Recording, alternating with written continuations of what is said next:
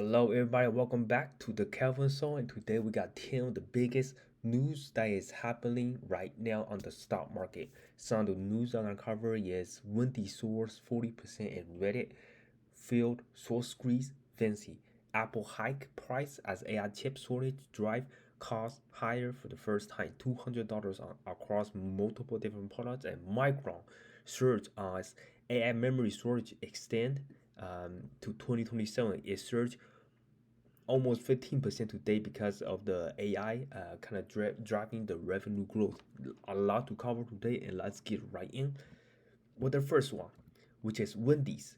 Wendy's saw 40% in the Reddit field source squeeze fancy. So, to give you a little bit context, Wendy jumped as much as 42% before closing up to 26% yesterday after retail trader Paul N on, uh, on Wall Street bet on Reddit. Triggering like a volatile kind of day. It is one of the biggest days. I back again with the kind of like GameStop style. Heavy Reddit activity and high soul interest filled the rally mostly, with share up another 10% pre-market today. This so why is it like soaring up this much? So this is a textbook called source squeeze, right? Institutional hedge funds have heavily sorted um, Wendy's, right? And when retailers traders on Reddit notice this high short interest, um, they could coordinate a massive wave of buying as the price started climbing. So sellers were forced to buy back shares to limit their losses. So this advantage kind of as a field that accelerated the stock upward. So basically, retail investor buying and then the institutional investors had to cover their source because the price just keep going up. So this is a great way to take institutional money from kind of a kind of they know that this is if the retails are together, it's hard to beat because institutional money had to continue to pour in the money to cover their losses. It is a very very powerful kind of uh, frenzy, kind of like the biggest one that I remember was the GameStop. Exact same thing, and everybody was really excited. Everybody was real pumped about it. So really, really heck of a day yesterday. And but even that, I think Reddit, not Reddit, Wendy's went down a bit on the train there, but it is a biggest one of the biggest day of the year for retail investors. Um, Next up, Micron. Memory surge as Micron surge as AI memory shortage extend to 2027.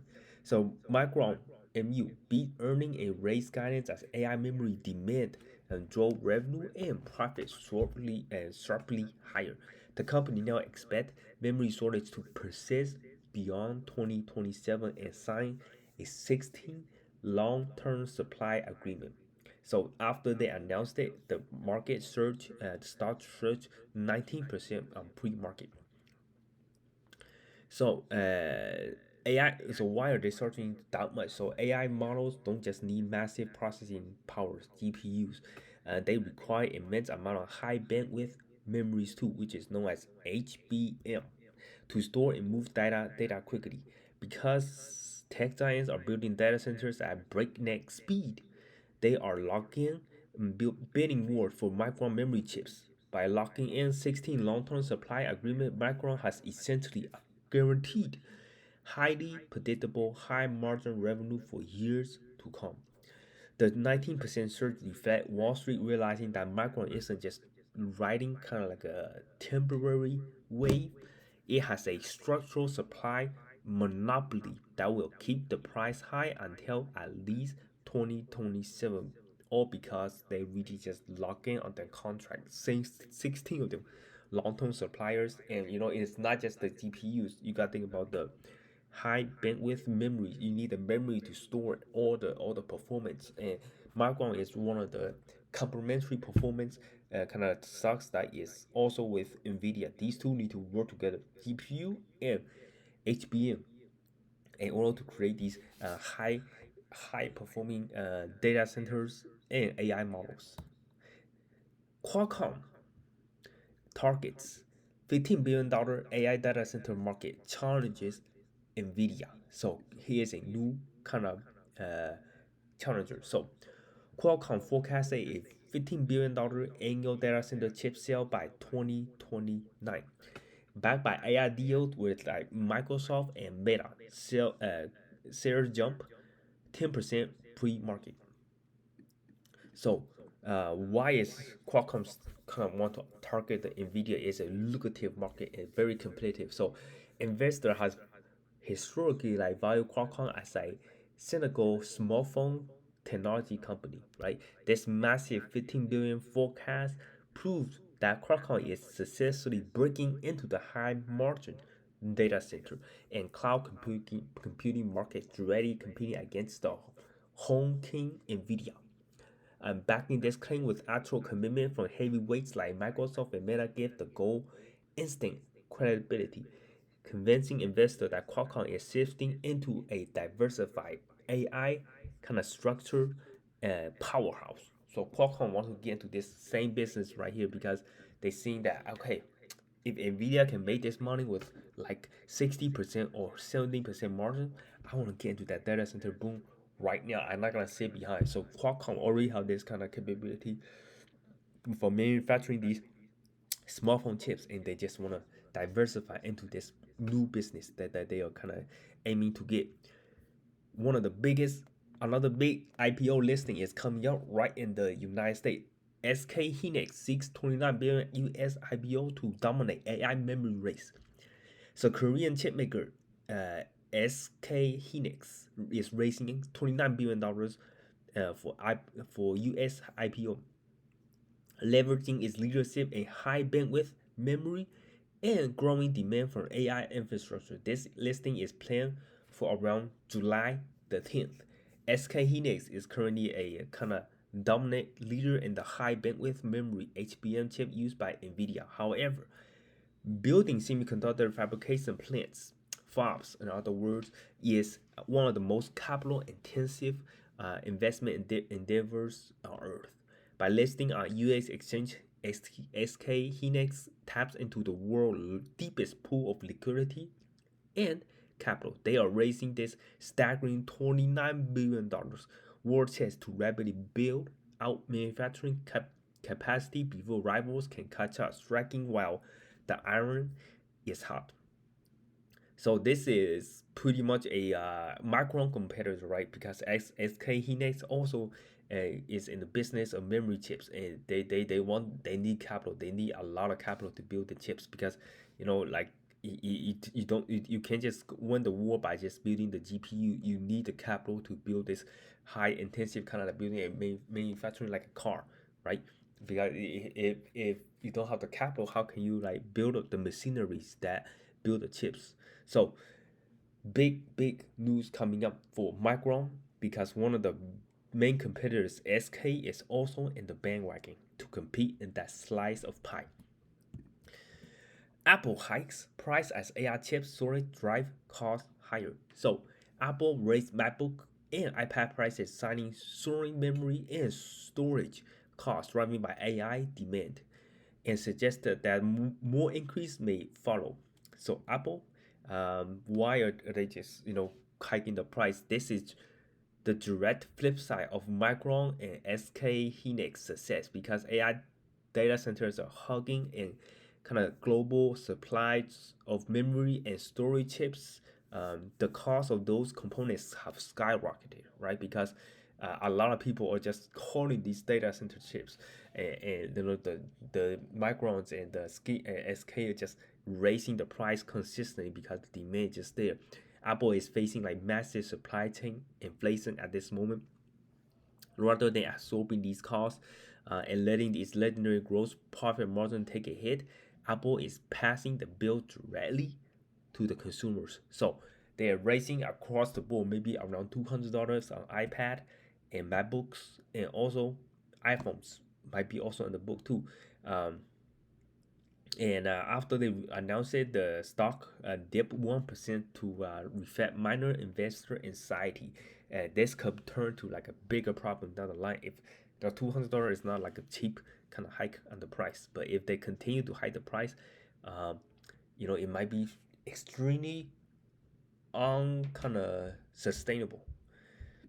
Next, we got OpenAI. OpenAI built custom AI chips to cut Nvidia dependence. So OpenAI introduced Jalapeno, its first custom AI chip developed with Broadcom to improve ChatGPT efficiency, reduce reliance on Nvidia right here, hardware, and support lower cost AI infrastructure. Broadcom rose 2% on the pre-market. So Broadcom is working with OpenAI to build the chips. So why are they want to like work with Broadcom instead of Nvidia no more? And for Broadcom, OpenAI's biggest operational cost is computing power, heavily dictated by Nvidia's high chip premiums. By partnering with Broadcom, the gold standard in helping companies design custom application-specific integrated circuit, also known as ASIC, OpenAI is attempting to build hardware perfectly tailored to run ChatGPT. The vertical integrated strategy aims to slash their energy and infrastructure costs. Broadcom rose because it proved yet again that they are the go-to partner for any tech giant looking to build custom silicons. So Broadcom is kind of like a main player um, that can design the chips really, really, really well and to tailor to that specific partner. So Broadcom is also trying to beat Nvidia in that space because Nvidia chips are very high performing and low usage, but Broadcom can custom personalize that chip for specific use case. And Broadcom is kind of really kind of going all in on this kind of new adventure with OpenAI, and we'll see how that goes. Alibaba allegedly steal Anthropic tech. So Anthropic claims that Alibaba extracted its AI capacity through a massive attack that uses 25,000 fraudulent accounts. Alibaba fell like 3% on the today's pre-market after the news. So why are like Alibaba trying to attack Anthropic? So Anthropic is one of the biggest companies in the United States right now and pretty much in the world with some of the best capabilities like the 505 that got kind of taken down out of the market. So it's a very powerful model. And China, when they see something powerful, they just copy it word by word.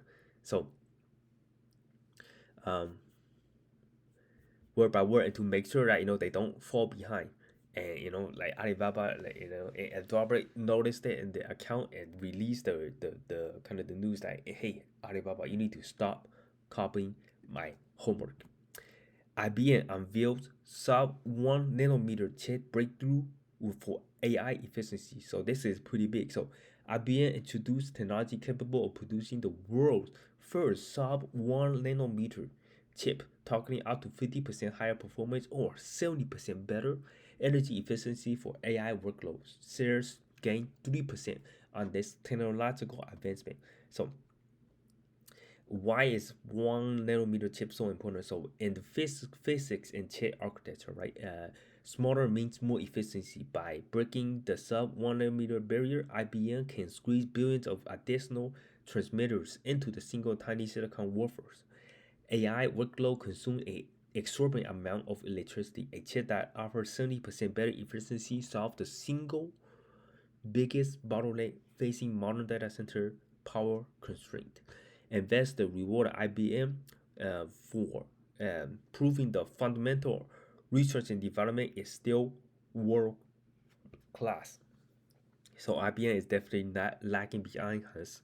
There's new capability that can pretty darn impressive. 70% more efficient and a lot smaller for the AI data center. This IBM research, the new tech came at the right time and I think at the right place. Ferrari. So Ferrari marketing chief exits after EV launch backlash. So Ferrari said that marketing chief Enrico Galliero will leave after 16 years. Week after company lose EV launch was widely panned. Like, yeah, I don't know what to say about this. Like, it just doesn't look like a really nice Ferrari compared to like some of the previous Ferrari they built. Like this concept was a lot cooler than this kind of previous kind of version. I think it doesn't look kind of alpha. You know what I'm saying? Like so Ferrari kind of entire brand equity rely on prestige, lowering internal combustion engine and exclusivity.